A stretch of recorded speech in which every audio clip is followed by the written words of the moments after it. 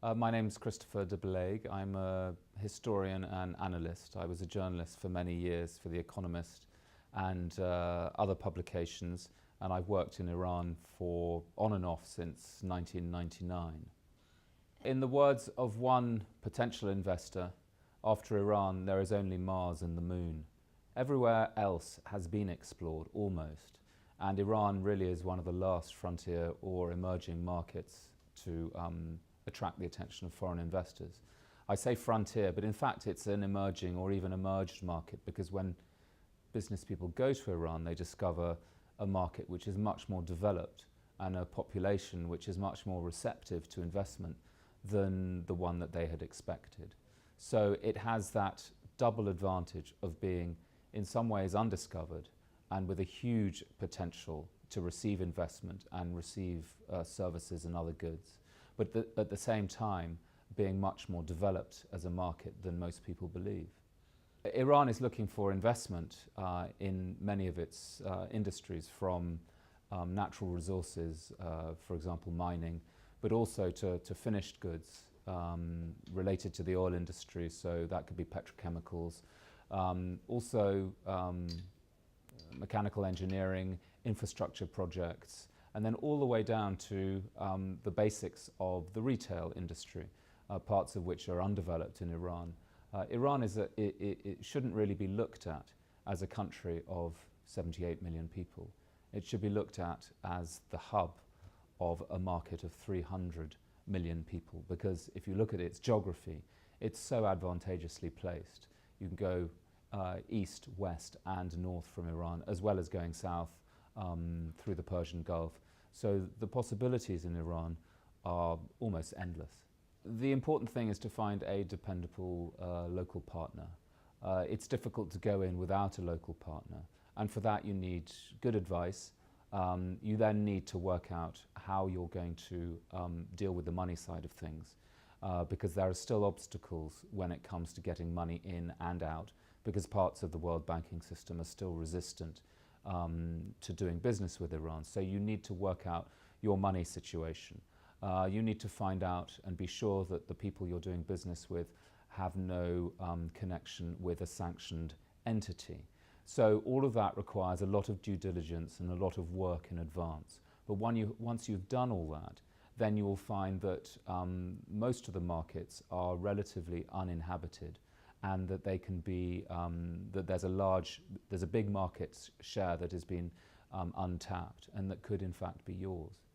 Iran is a proud and old culture. It's developed ways of behaving both in a business environment and in a social environment that may be very different to those that the Western or European investor is used to, or indeed any investor. I mean, investors coming from China find that there is a culture gap that needs to be bridged.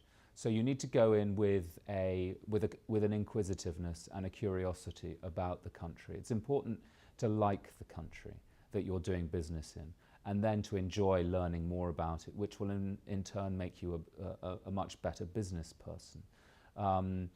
The Iranians value longevity, they value continuity, and so it takes time for them to come to trust anyone, whether it be on a personal basis or in a business relationship. But once they do, then they expect that relationship to last, and they will put a lot of effort into making sure that it lasts. So you will always find on the Iranian side that they want a long-term relationship. The sanctions are off for most people in most sectors wanting to make most investments. So legally, you should be fine.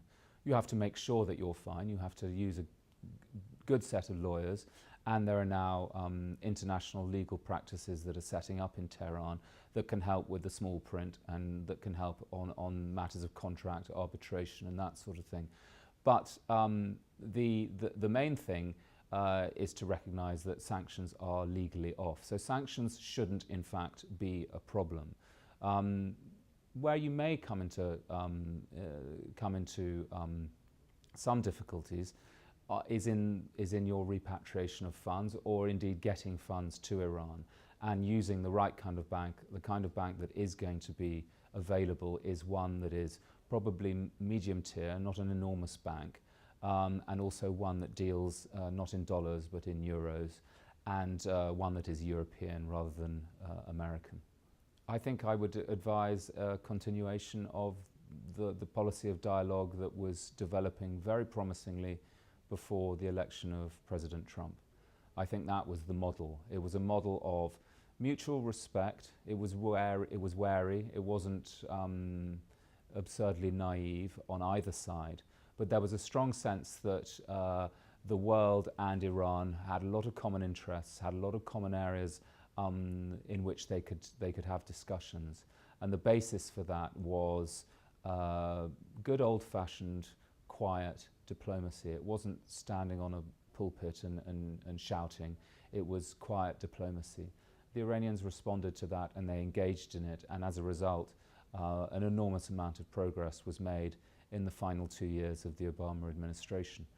So one would hope that the relationship, the diplomatic relationship, can survive the Trump presidency, that Europe will be firm in asserting its position as distinct from that of the Trump presidency, and hopefully in the future we'll get a better president.